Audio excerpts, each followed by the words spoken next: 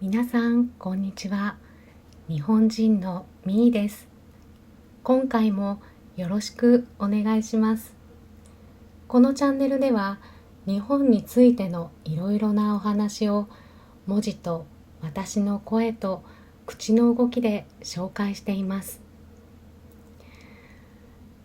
丁寧にゆっくり話します。たくさん耳で聞いて目で見て一緒に日本語に浸っていきましょう。翻訳ボタンをオンにしてお楽しみください。気に入っていただいた方はチャンネル登録、高評価、コメントをもらえると嬉しいです。それでは本編スタートです。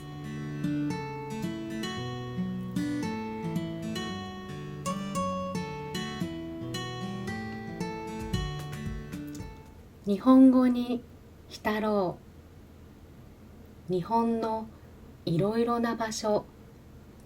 日本の首都東京。日本には全部で47の都道府県があります。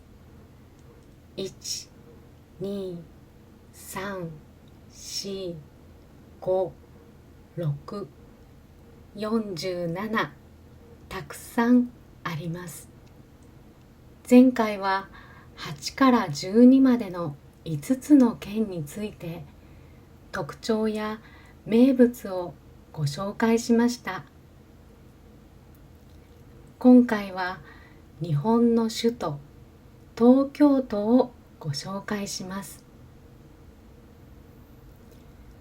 東京都は他の都道府県に比べてとても小さいです。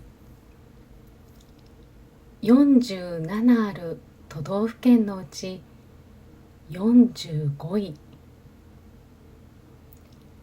東京は日本の皇族が暮らす皇居を中心に電車や道路が走っています。皇居を中心に山手線という電車が走っています。今日はこの山手線の4つの駅をご紹介します。それではまずは東京駅から一緒に電車に乗った気分でスタート。東京駅といえば赤いレンガ造りの素敵な駅舎。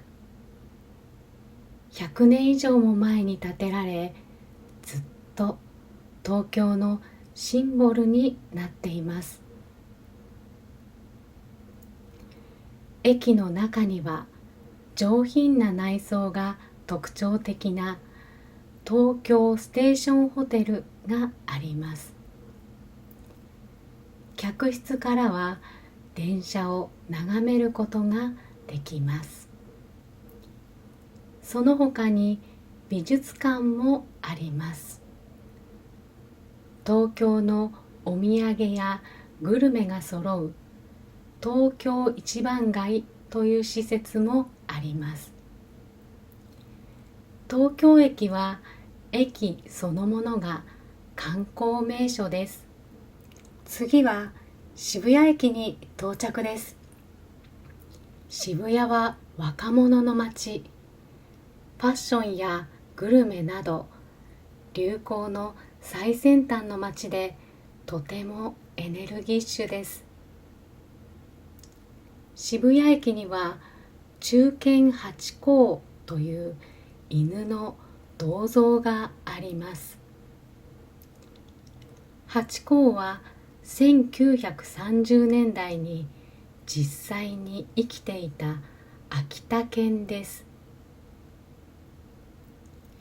ハチ公は毎日渋谷駅まで飼い主を迎えに行っていました。しかしある日、ハチ公の飼い主は仕事先で急死してしまいます。その後、ハチ公はなんと9年間もの長い間、渋谷駅に飼い主を迎えに通い続けました。その姿にたくさんの人が感動し、銅像が建てられました。ハチ公像は渋谷駅の待ち合わせスポットとして愛されています。また観光地にもなっている明治神宮も渋谷にあります。次は新宿駅に到着です。とにかく混んでいます。それもそのはず。新宿駅は世界で一番乗降者数が多い駅です。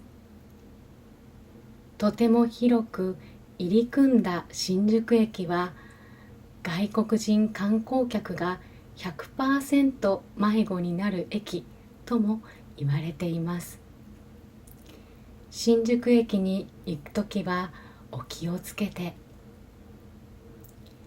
新宿は東と西で全く違う特徴を持った街です。